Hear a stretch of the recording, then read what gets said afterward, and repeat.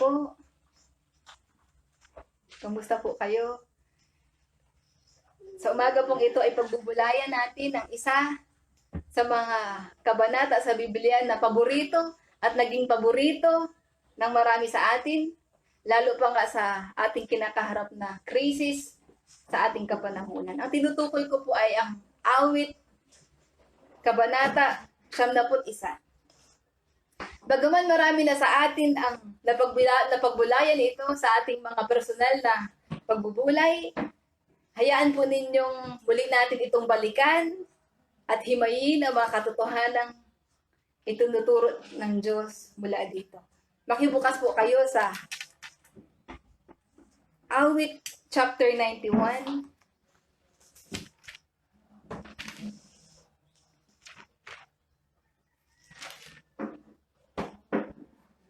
Basahin po natin. Siyang naghahangad ng pagkupkup ng kataas-taasan at nananatili sa kalinga niyong makapangyarihan. Makapagsasabi sa kanyang Panginoon, buog ka't tahanan, ikaw ang aking Diyos, ang Diyos na tangi kong pinagtiwalaan. Ika'y ililigtas niya sa panganib, sa umang nabitag, at kahit anumang mabigat na salot, di ka magdaranas. Lulukuban niya sa lilim ng kanyang malabay na pakpak. Sa kalinga niya ay natitiyak mo na ikaw ay ligtas. Iingatan niya at ipagsasanggalang pagkat siya'y tapat. Pagsapit ng gabi, di ka matatakot sa anumang bagay, maging sa gagawing bigla ang paglusob pagsapit ng araw. Ni sa ano pa mang darating na salot pagkagat ng dilim. Di ka matatakot sa kasamaan mang araw kung dumating.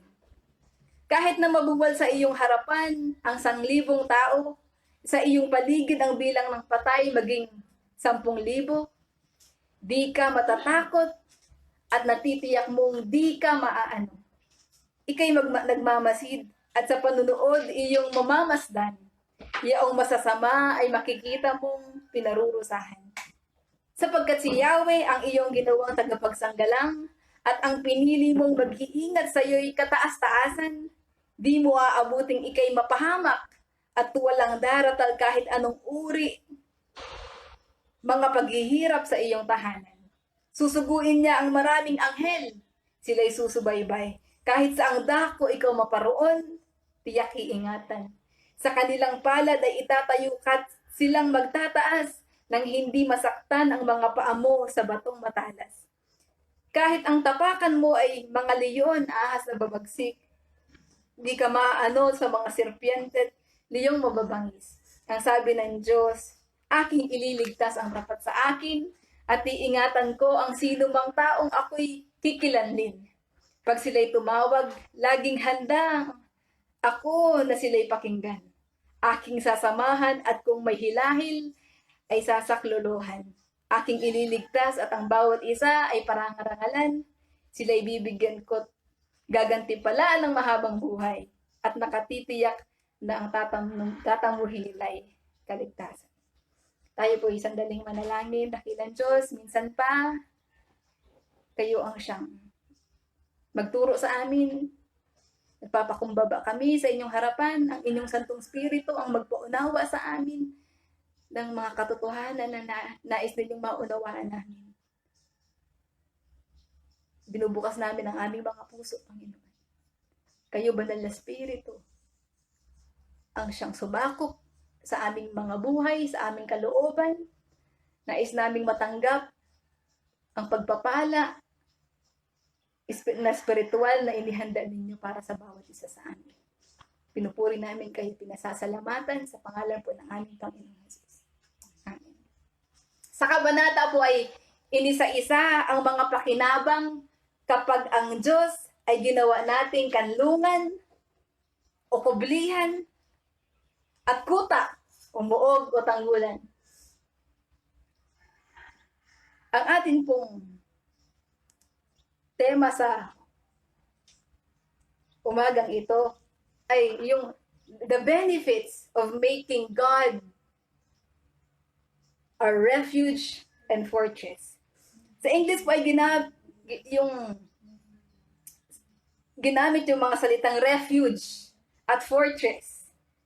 Sa Merriam Dictionary, ganito ang definition ng refuge: a shelter or protection from danger or distress. Kanlungan mula sa panganib pag sinabi natin refuge. Yung salita namang fortress ay i-define na a fortified place or stronghold, especially a large permanent fortification, sometimes including a town. Kapag sinabi nating fortify, ibig sabihin ginawang mas matibay at mas ligtas.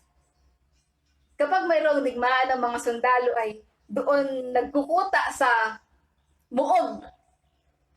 Dahil yun ang pinaka-safe na lugar para sa kanila.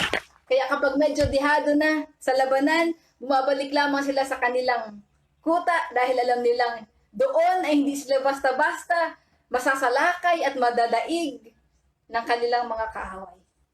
Ngunit alam natin na magpakatibay-tibay na at magpakalakas-lakas na ang muog sa mundong ito. Ang muog ng mga sundalong ito. Kahit yung mga waring imposibleng makubkob ng mga kaaway ay nakukubkob pa rin. Ang nagpapatunay ay ang kasaysayan. Sa mga talata ay sinabing, ang Diyos ay hindi lamang kanlungan, kundi siya din ay ang pinakamatibay na muog. Ang Diyos ay naiiba sa lahat ng fortress, ng muog, dahil siya ang kataas-taasan. Sinabi, He is the Most High. At siya ang pinakamakapangyarihan sa lahat. Ang Diyos ay isang muog na hindi kayang kubkubin ng kahit na sino. Kaya sa mga talatang ating binasa, ay inisa-isa ang mga pakinabang kung ang isang tao ay manganganlong sa Diyos. Ano nga ba yung mga pakinabang sa ating buhay kapag ang Diyos ang ginawa nating kanlungan at muog? Unang pakinabang ay yung kapahingahan. Ang sabi sa verse 1, babasahin ko po sa New International Version. Whoever dwells in the shelter of the Most High will rest in the shadow of the Almighty. Sa English Standard Version naman, sa halip na will rest, ay sinabing will abide. Whoever dwells in the shelter of the Most High will abide, ay mananatili. Kaya ang masasabi kong ang katumbas ng pananatili sa kanlungan ng Diyos ay kapahingahan. Kapag ikay nanatili sa kanlungan ng Diyos, merong kapahingahan. Sa Tagalog version naman, sa Tagalog popular version, babasahin ko din. Siyang naghahangad ng pagkupkop ng kataas-taasan at nananatili sa kalinga niyong makapangyarihan, makapagsasabi sa kanyang Panginoon, muog ka, tahanan, ikaw ang aking Diyos, ang Diyos na tangi kong pinagtiwalaan. Ganito naman ang impression nito sa akin. Ang makapagpapatotoo lamang na ang Diyos nga ay muog at tahanan ay yung mga taong nagpapakupkop at nananatili sa pagkalinga ng Diyos. Bakit nasasabi ng taong ito? O bakit masasabi ng taong ito na ang Diyos nga ay muog at tahanan? Dahil naranasan niya. Kung tayo lamang ay magpapakupkup sa Diyos, tiyak makikilala natin ang Diyos bilang Diyos na muog at kanlungan. Nawa mga kapatid, sa panahong ito ay higit pang yumaman ang ating pagkakilala at pagkaranas sa Diyos na buhay. Ang sabi pa sa talata, whoever dwells. Sino man, kahit sino ay maaaring makapamahinga kung mangangalong sa Diyos. Ang kapahingahan ay iniaalok ng Diyos para sa lahat ng tao. At ito ay mararanasan ng sino mang magpapakupkop sa Diyos. Anong ibig sabihin nung magpakupkop o manganlong sa Diyos? Para sa akin, ang panganganlong sa Diyos ay nangangahulugan ng pagpananalig at pagtitiwala sa Diyos. Kaya nga sinabi ng sumulat, my refuge, my fortress, my God in whom I trust.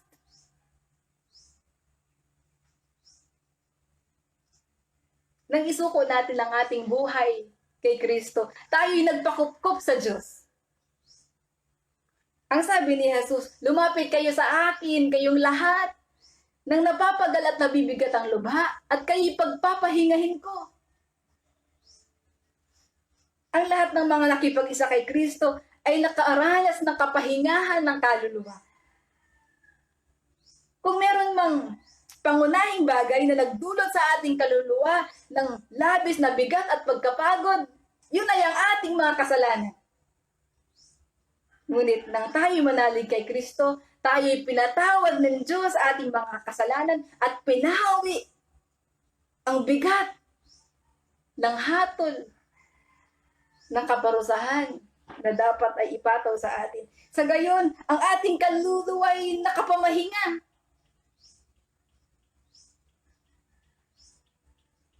Yung mga taong tunay na nanganganong sa Diyos ay yung mga taong isinuko na ang kanilang buhay kay Jesus.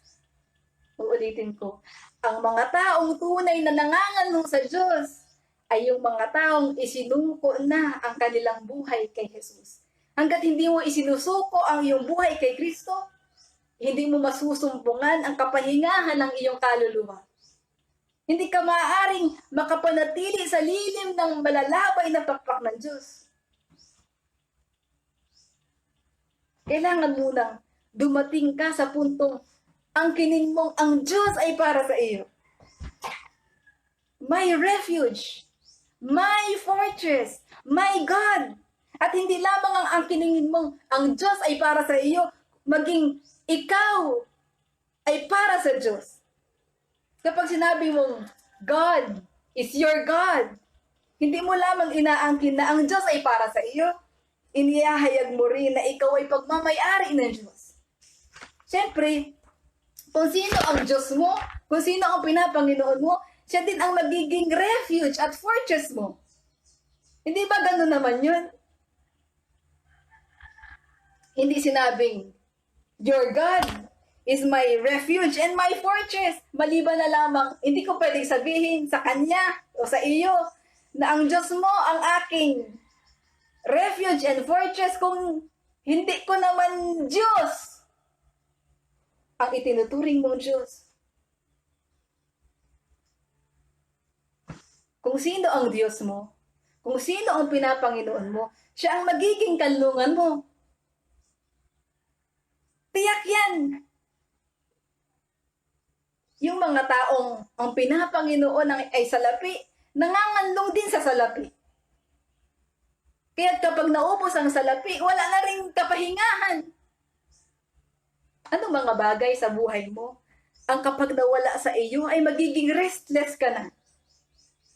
O ano ang mga bagay na nawala na sa iyo na nagdulot sa iyo ng restlessness? Trabaho, negosyo, kayamanan, pamilya, magulang, asawa, anak. Ang kapahingahan kailan may hindi natin masusumpungan sa mga bagay sa mundong ito. Alam niyo po, ang ating restlessness ay bunga ng pagtitiwala sa maling mga bagay. Kapag waring mailap ang kapahingahan, i-check natin kung nasaan na ang ating pagtitiwala. Pagkatapos bumalik tayo sa Diyos, pagsisihan natin ang ating kakulungan ng pananalig sa Kanya at muli tayong magpakupkup sa Kanya. Sa talata, ipinakilala ang Diyos bilang kataas-taasang Diyos. Ang tanong, may tataas pa ba sa kataas-taasang Diyos? May tataas pa ba sa kataas-taasan? Paano Hindi ka makapamamahinga kung ang pinili mong mapangalungan ang siya ng pinakamataas sa lahat. May makaaabot pa ba sa iyo ron na sukat mong ikaliligalig? Hindi lamang i-describe ang Diyos na kataas-taasan o most high. Siya din ang pinakamakapangyarihan, Almighty. Almighty God. Kaya pinakamataas na, pinakamakapangyarihan pa. Matalino ang taong ang ginagawang kanlungan at muog ay yung pinaka sa lahat.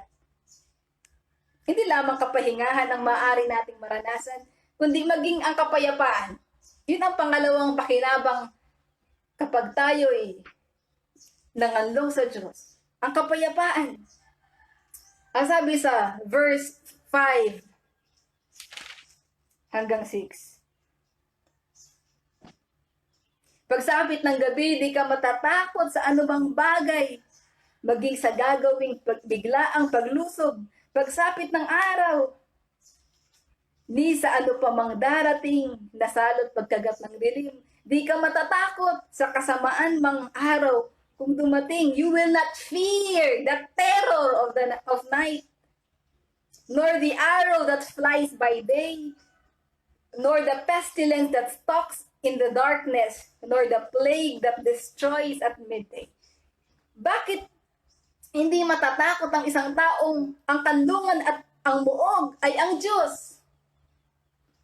Dahil siya nga ang kataas-taasan at makapangyarihan sa lahat. Hindi ba yung isipin pa lang na nakakubli ka sa isang muog na hindi kayang salakayin ng sino man, ay tiyak magbibigay sa iyo ng kapayapaang walang sukat paglagyan. Sana'y ma-appreciate natin, sana'y lumalim yung pagkaunawa natin, na ganun ang Diyos natin, na ganun ang muog natin. Sa gayon magkakaroon tayo ng kapayapaan.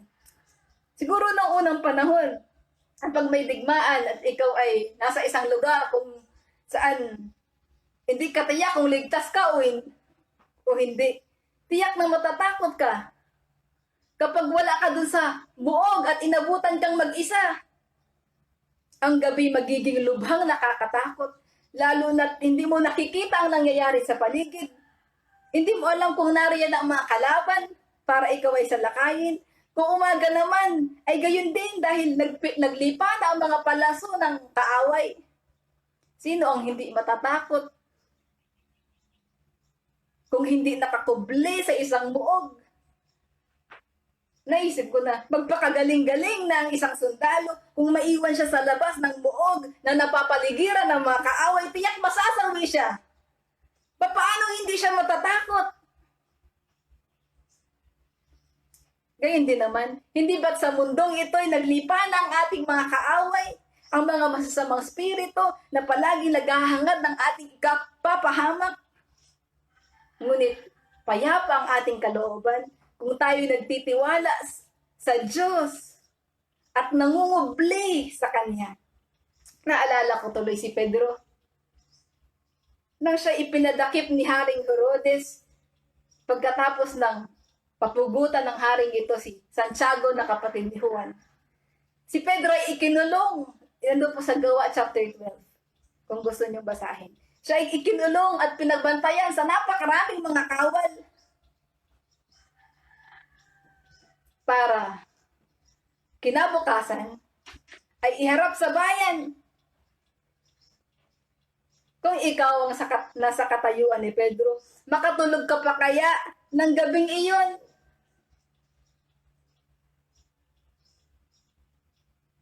Hindi kaya magdamag mo na lamang iisipin na maaari yun na ang huling gabi ng buhay mo at kinabukasan ikaw naman ang papupugutan ng ulo? Ngunit ganito ang kwento. Sa Gawa chapter 12 verse 6, nasabi doon si Pedro'y gabi noon, si Pedro'y natutulog sa pagitan ng dalawang kawal. Gapos siya ng dalawang tanikala at may mga tanod pa sa harap ng pinto ng bilangguan. Siya'y nakatakdang iharap ni Herodes sa bayan kinabukasan. Nakuha lamang ang atensyon ko doon sa kung bakit nagawa pa ni Pedro makatulog nung gabing yun. Sa kanyang kalagayan, nakatanikala ang kanyang mga kamay. Siya'y nasa pagitan ng kawal, napapaligiran ng mga kawal. Wala na siyang kawala. At siguradong kinabukasan kung hindi siya makakaalis sa lugar na yun, siya na ang kasunod na mamamatay. Ngunit, nakatulog pa siya. Maaaring isipin natin na siguro dahil pagod na pagod siya, kaya nakatulog siya. Ngunit ako'y naniniwala na inilagay ng Diyos ang kapayapaan sa puso ni Pedro. Kaya't kahit nasa kabila ng kanyang kalagayan, ay nagawa pa din niyang makatulog. Tanungin mo ngayon katabi mo, kung ikayabi tayo na bukas, nakatulog ka pa kaya?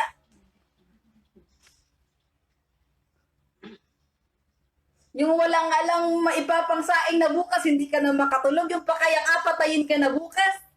Ngunit si Pedro ay payapa. Hindi ba't ang taong nagtitiwala at nangangalong sa Diyos ay payapa kahit na maraming bagay sa paligid niyang nakaliligalig? Naniniwala kong payapa ang kalooban ni Pedro dahil ipinagkatiwala na niya sa Diyos ang kanyang buhay. Ilan sa atin lang hindi makatulog dala ng mga alalahanin, ng takot, lalo pa nga ng kinakaharap natin sa ngayon.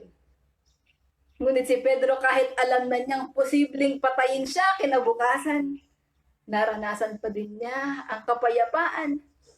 Kapatid, iniisip mo bang ang kapayapaan ay maaaring lang maranasan kapag walang panganib? Gusto ba natin sana'y walang panganib? Sana'y palaging ayos ang mga bagay para palagi tayong payapa. Ngunit ang karanasan ni Pedro ay nagsasabing ang kapayapaan ay maaaring nating maranasan kahit nasa gitna ng maraming panganib. Tayo nasa huling panahon na. At ang mga nangyayari sa mundo ay pasama ng pasama, patindi ng patindi. Hindi natin alam kung bukas, sa isang buwan, sa isang taon, kung ano pa ang mga kasunod ng mga paghihirap na maaaring nating maranasan. Maraming mga natatakot, lalo na mga lalo na kahit na ang ibang mananampalataya.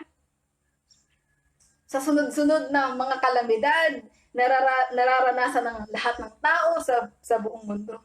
Ngunit, ang Panginoong Jesus na din ang nagsabi sa Luke chapter 21 verse 9 na huwag tayong matakot, huwag tayong masinda.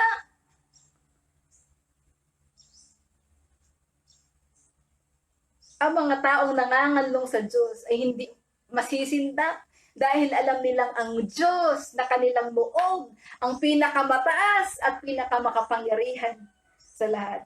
Maaari tayong umayapa sa lilim ng malalabay na pakpak ng Diyos.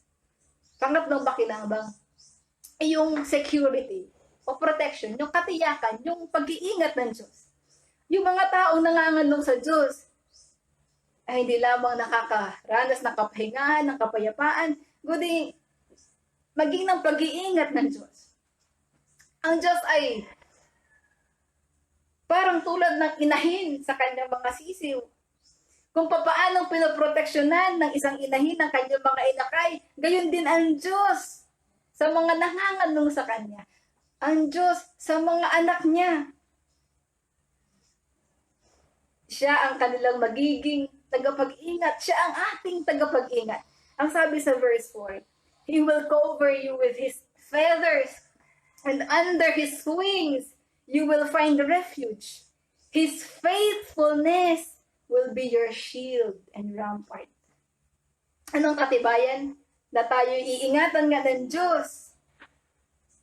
Anong katibayan na ang kanyang mga anak nangangano sa kanya, iingatan nga niya? Ang tumitiyak na tayo iingatan nga niya ay ang katapatan mismo ng Diyos. His faithfulness will be your shield. Hindi siya maaaring sumira sa kanyang mga pangako. Nang sinabi niyang tayo iingatan, tayo ay kanyang iingatan. At ano naman ang katiyakan na maiingatan niya tayo? Ang katiyakan ay yung pagiging sovereign niya. Ngunit, gusto kong linawin natin kung saan ba tayo po proteksyonan ng Diyos. Saan ba tayo po proteksyonan ng Diyos? Sinabi sa mga talata na kapag sa Diyos tayo nanganong, ang magiging resulta daw ay ganito. Sa verse 7, kahit na mabuwal sa iyong harapan ang 1,000 tao, hindi ka maano. Hindi mo aabuting ikay mapahamak. Walang daratal sa iyo kahit anong uri ng paghihirap sa iyong tahanan. Susuguin niya ang maraming anghel, sila'y susubaybay. Kahit sa ang dako ikay pumaroon, ikay aingatan. Anong ibig sabihin ng mga talatang ito? Kapag ininterpreta natin sa ating sariling pananaw, ang mga talatang ito, maaaring pagdudahan natin ang Diyos at ang kanyang mga pangako. Sa kasaysayan po ng Biblia, mula pa lamang sa lumang tipan hanggang sa bagong tipan, makikita natin ang mga tapat na lingkod ng Diyos na nagdanas ng katakot-takot na hirap sa mundong ito. Si Job, ang mga propeta, ang mga alagad ng Panginoong Hesus, si Pablo, ang napakaraming mga misyonero at mga martir ng pananampalatayang Kristiyano ay nagdanas ng matinding pagdurusa sa kamay ng mga kaaway ng krus ni Kristo. May mga lingkod ng Diyos. Oo, may mga lingkod ng Diyos na dahil sa pananalig sa Diyos ay nakalupig na mga kaharian. Kikita natin yan sa Hebrews chapter 11, 33 to 34. Sabi doon, may mga lingkod ng Diyos na dahil sa kanilang pananalig ay nakalupig na mga kaharian. Nagpatikom ng bunganga ng mga leon, pumatay ng nagngangalit na apoy at naligtas sa tabak. Ngunit, tingnan ninyo sa kasunod na talata, meron din namang dahil sa pananalig sa Diyos at pagsunod sa Diyos ay tumangging palayain at piniling mamatay sa pahirap. Merong nilibak at hinagupit na bilanggong gapos ng panikala. Merong pinagbabato at nilagari ng pahati. Merong pinatay sa tabak. May mga nagdarahop, aping-api, at pinagmalupitan. Nangangahulugan ba ito na hindi totoo ang sinasabi ng awit 91? Hindi. O nangangahulugan ba na kaya nagdanas ng katakot-takot na hirap ang mga taong nabanggit ko ay dahil hindi sila nanganlong at nagtiwala sa Diyos? Hindi. Kahit ang Panginoong Hesus ay namatay sa kamay ng kanyang mga kaaway. Kahit ang pinakamatatapat na lingkod ng Diyos ay nagdanas ng maraming kapighatian. Kung gayon, anong ibig sabihin ng no evil shall be allowed to befall you? Sa verse 9. Anong ibig na sabihin? No evil shall be allowed to befall you. Ganito ang sinabi ni John Piper, isang theologian. Sa isang artikulo tungkol sa awit 91. No ill befalls the saints, but what God's love permits. And even this ill will not conquer them. Wala daw kasamaan, kasawian, o pagdurusa na maaaring mangyari sa hinirang ng Diyos, kundi kung ano lamang ang ipinahintulot ng pag-ibig ng Diyos. At kahit na ang kasawian yun, ay hindi siya kayang daigin. Anong ibig sabihin?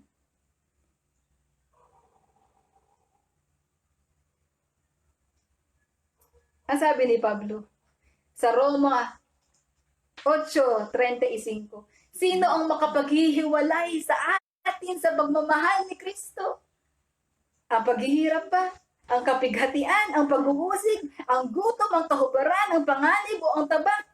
Verse 37, hindi, sabi niya, Ang lahat ng ito'y kayang-kaya nating pagtagumpayan sa pamamagitan niya na nagmamahal sa atin. Si Pablo ay kumbinsido na kahit na anumang paghihirap at kahit na ang kamatayan ay hindi makapagdihiwalay sa atin sa pagmamahal ni Kristo. Physically, maaaring masaling tayo ng kaaway. Ngunit spiritually, we are eternally secure.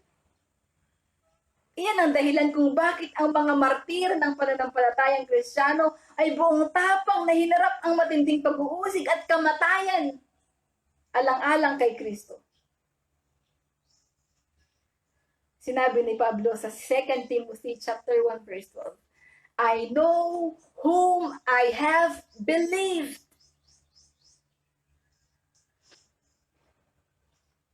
Nakikilala ko yaong aking sinampalatayahan at lubos akong naniniwalang siya'y makapag-iingat ng aking ipinagkatiwala sa Kanya hanggang sa araw na iyon. Saan ang gagaling? Saan ang galing ang confidence ni Paul na magagawa ngang ingatan ng Diyos ang ipinagkatiwala niya sa Diyos? Ang kaligtasan ng kanyang kaluluwa. Ito'y nagmumula sa malalim na pagkakilala niya sa Diyos. I know. Kilala ko kung sino ang pinananaligan ko. At maiingatan niya itong buhay ko, itong kaluluwa ko. Na ipinagkatiwala ko sa Kanya. Patayin man ako. Ngunit, ang aking kaluluwa ay iingatan ng Diyos. Si Pablo ay hindi nakaligtas sa kamatayang pisikal sa kamay ng kanyang mga kaaway.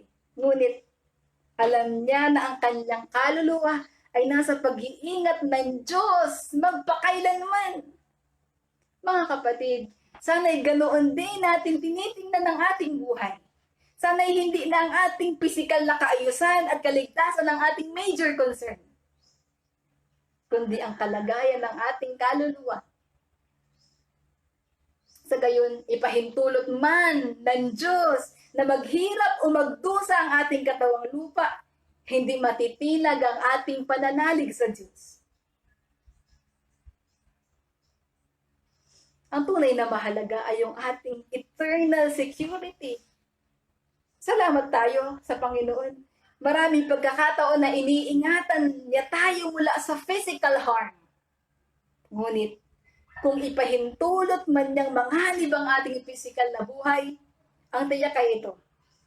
Palagi niyang iingatan ang ating buhay spiritual. Ang ating kaluluwa kailan may hindi mahihiwalay kay Kristo at sa Kanyang pagmamahal. Sa kabila ng anumang paghihirap, ang kaaliwang dulot ng pag-ibig ng Diyos ay palaging available para sa atin. Ang susi, ang Diyos ang gawin nating kandungan at noon. Pang-apat na kakinabang ay yung pagliligtas ng Diyos, yung deliverance and salvation.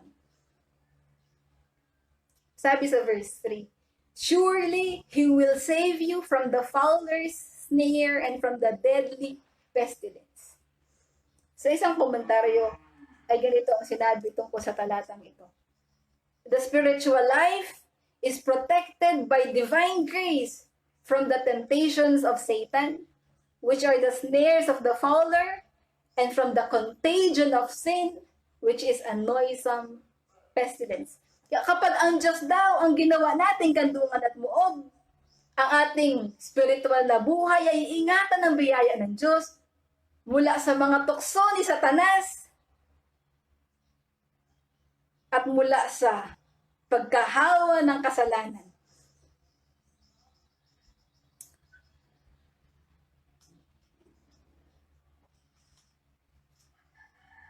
Hindi yung COVID-19 o anumang physical na pandemya ang tunay na problema ng buong mundo ngayon, kundi ang kasalanan.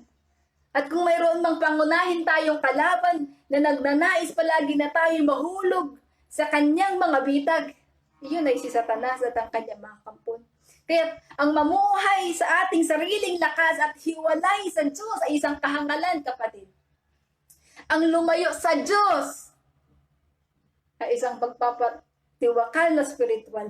Ngunit mapalad ang mga nangangalong sa Kanya dahil titiyakin ng Diyos na sila'y ligtas mula sa mga panlilinlang ng kadiliman at mula sa panganib na dala ng kasalanan. Huwag tayong lalayo sa Diyos. Sa oras na lumayo tayo sa Diyos, inilalagay natin sa panganib ang ating spiritual na buhay. Sana'y mahalaga din sa atin ang ating spiritual well-being.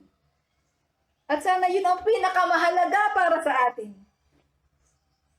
Pag malasakitan natin ng ating spiritual life sa pamamagitan ng araw-araw na paglapit sa Diyos at pagsusuko ng ating buhay sa Kanya. Nasabi pa sa verse 14, "Because He loves me, says the Lord, I will rescue Him. I will protect Him, for He acknowledges my name. He will call on me, and I will answer Him. I will be with Him in trouble.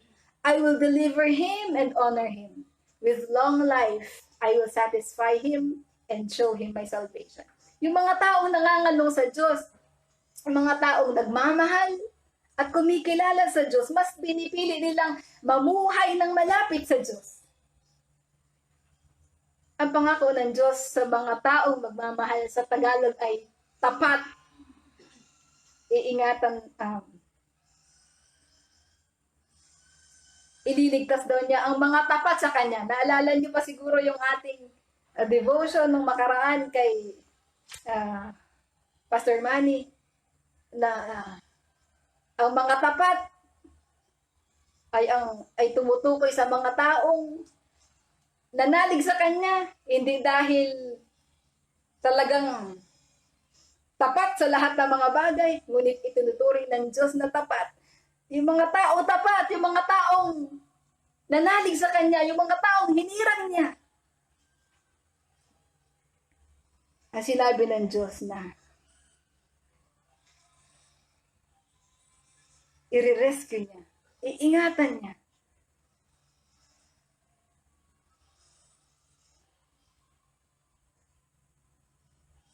Pakikinggan sila kapag tumawag sa Kanya. Sasamahan sila sa panahon ng kaguluhan. Ililigtas at pararangalan. Isasatisfy sila ng mahabang buhay at ipakikita sa kanila ang Kanyang pagliligtas. Ang kaligtasang tinutukoy po dito ay hindi katulad ng iniisip ng karaniwang tao. God's deliverance may not always be according to people's expectations. Para sa mga tao, ang deliverance ay kapag nakaligtas ka sa paghihirap, sa karamdaman, sa pagdurusa, o kamatayan. Ngunit ang pagliligtas ng Diyos ay hindi lamang tungkol sa mga bagay na ito. Ang maranasan mo ang Diyos at ang kaaliwang mula sa Kanya sa gitna ng pagdurusa ay masasabi ko ng God's deliverance. Yung samahan ka ng Diyos sa panahon ng trouble ay maituturing ko ng deliverance. Naalala ko po nung ako'y nag-labor kay Semira, sa gitna ng nakababagot at matinding, unbearable na pain, ipinarana sa akin ng Diyos ang kagalakan at kapayapaan na hindi ko kayang maipaliwanag. At sabi ko, pagkatapos kong manganak, para akong nag-EGR. Hindi ako nakaligtas sa matinding paghihirap. Hindi katulad ng ibang inadala doon, na pagdating doon sa labor room, ilang minuto lamang pagsakit ng tiyan, labas na agad ang bata.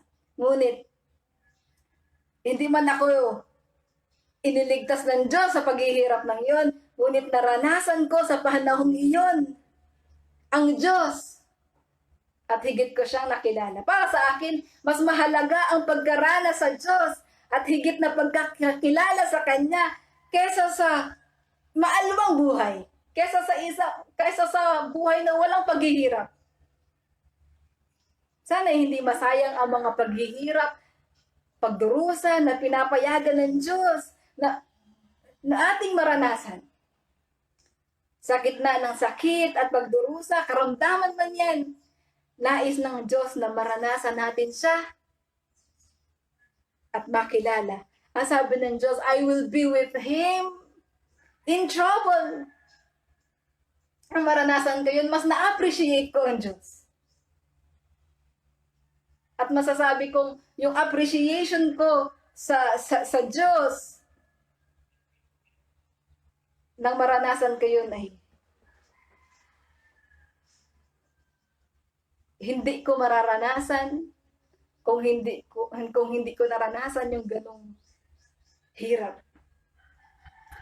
Hindi nangako ang Diyos na walang trouble. Ngunit nangako siya na sa panahon ng trouble, sasamahan niya tayo. At higit sa lahat, merong ultimate deliverance. Ito yung naranasan ni Pablo.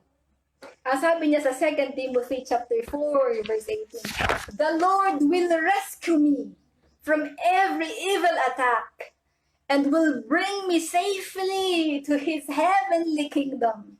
To Him be glory forever and ever. Amen. Ano sabi ng Pablo? Anong buong kumpiyansang sinabi ni Pablo? The Lord will rescue me from every evil attack and will bring me safely to His heavenly kingdom. Hindi nakaligtas si Pablo sa kamatayang pisikal nung panahon na yun. Bagkus ayon sa tradisyon, pagkatapos na maisulat ang sulat na ito, si Pablo ay pinugutan ng ulo ni Nero. Ngunit, si Pablo ay lubos na iniligtas in a sense na siya'y maluwalhating dinala ng Diyos sa kanyang kaharian sa langit. Mga kapatid, ano bang ipahintulot ng Diyos sa buhay na ito? Ang mahalaga ay maluwalhati niya tayong dadalhin sa kanyang kaharian. Sukdulang magwakas man ang ating buhay sa mundong ito. Ito ang pag-asa natin. Ayaw kong bigyan kayo ng false hope. Ito ang katotohanan ng buhay. Iniisip natin na nakakatakot ang kamatayan. Ngunit, panghawakan din natin ang sinabi ni Pablo na tayo may dadalhin ng Diyos ng ligtas at maluwalhati sa kanyang kaharian. Mararanasan ng mga nagtitiwala sa Diyos ang ganong klaseng glorious deliverance. Tunay na ililigtas tayo ng Diyos mula sa ating kaaway. Si Jesus na rin ang nagsabi sa John chapter 10 verse 28, I will give them eternal life and they shall never perish. No one will snatch them out of my hand. Yun ay sa NIV. Sa NLT sinabi, no one can snatch them away from me. Tayo na mga nagsisampalataya sa Panginoong Jesus ay binagyan ng Diyos ng buhay na walang hanggan. At sinabi ni Jesus, walang makakaagaw sa atin sa kamay ng Diyos.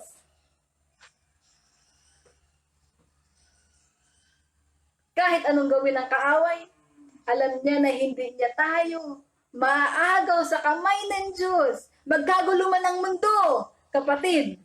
Mayroon tayong katiyakan na kailanmay hindi tayo bibitawan ng Diyos. We are forever safe in the hands of God.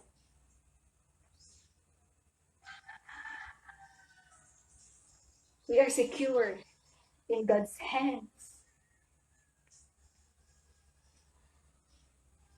Sana yun, pa-encourage kayo mga kapatid.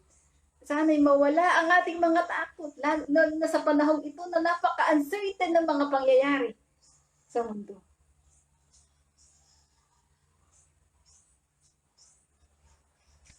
At sa piling ng Diyos, sabi niya, tayo'y pararangalan niya. I will deliver him and honor him. At bibigyan ng buhay na walang hanggan. Sabi sa Biblia, tayo luluwalhatiin kasama ni Kristo at mananahan sa piling ng Diyos magpakailanman. He will satisfy us with long life, and He will show us His salvation. Ang mahabang buhay na tinutukoy dito, hindi literal.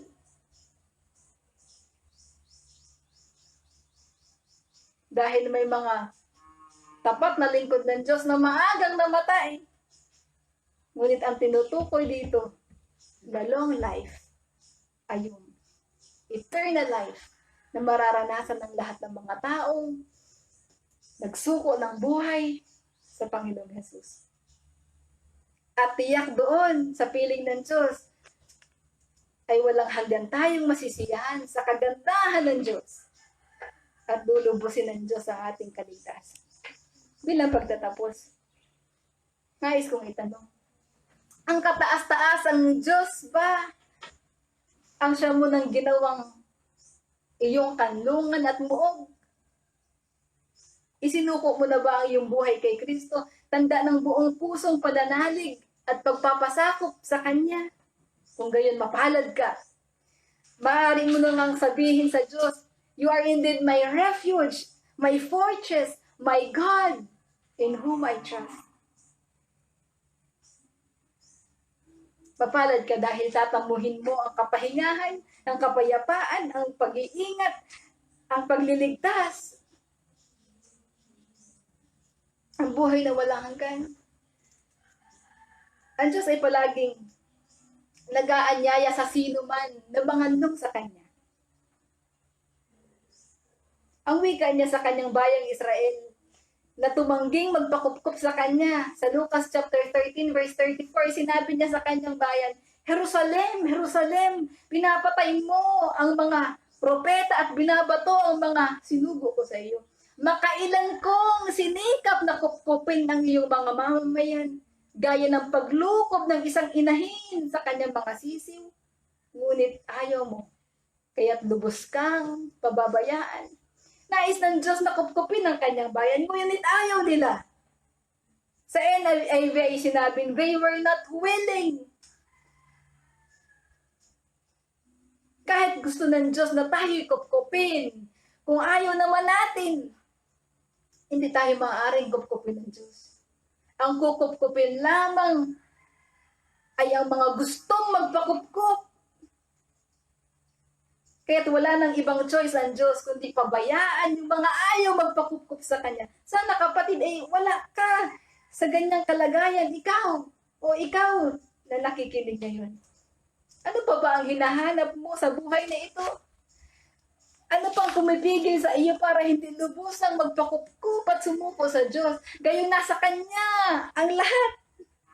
Ang kapahingahan, ang kapayapaan, ang katiyakan, ang kaligtasan, ang buhay na walang hanggan. Huwag mo itong ipagkait sa iyong sarili. Gayong nais naman ito ng Diyos na ibigay sa iyo. O marahil, ikaw na nakikinig ngayon, ay hindi naman kagbilang sa mga taong ayaw pakupkup sa Diyos. Ngunit may mga mahal ka sa buhay na hanggang ngayon ay nagmamatigas pa sa Diyos. Idalangin mo, idalangin natin na makadama sila ng matinding pangangailangan sa Diyos. Baka sakaling sa ating kapapanalangin sa kanila ay biyayaan sila ng Diyos ng isang pusong nagsisisi, nagpapakumbaba, at handang magpasakop sa Diyos. Tayo manalangin. Panginoon, nagpapasalamat kami na kami kinupkup ninyo. Salamat na kayo nga ang aming refuge, ang aming fortress. Hindi kami nagkamali na pagkatiwala sa inyo ang aming mga buhay. Tulungan ninyo kami na araw-araw ay magpasakop sa inyo, ay mangandong sa inyo, Panginoon. Tulungan ninyo kami na palaging manalig sa inyong mga salita. Sa panahon ng kahirapan o sa panahon ng matinding kahirapan, sa mga bagay na pwedeng mangyari sa mga susunod na mga araw, sa hinaharap, sa mga takot na meron ang sino man sa amin. Tulungan ninyo kami, Panginoon, na firmly ay panghawakan ng inyong mga salita. umasa sa inyo, Panginoon. Dalangin po namin ang aming mga mahal sa buhay na hindi pa nagsusuko ng kanilang mga sarili sa inyo. Tulungan ninyo kami na araw-araw ay dalhin sila sa paanan ninyo, Panginoon. At dalangin namin isang araw ay makita din namin sila. Nahanda na, Panginoon, magpakupkup sa inyo. Maging willing na isuko ang kanilang mga buhay sa inyo. Kayo na, Panginoon, ang patuloy na mangusap sa amin. Ingatan ninyo ang inyong mga salita na natanim sa aming mga puso ngayong umaga. At lubos namin itong pakinabangan sa araw-araw namin pamumuhay. Ito po ang aming dalangin sa pangalan po ng aming Panginoong Jesus.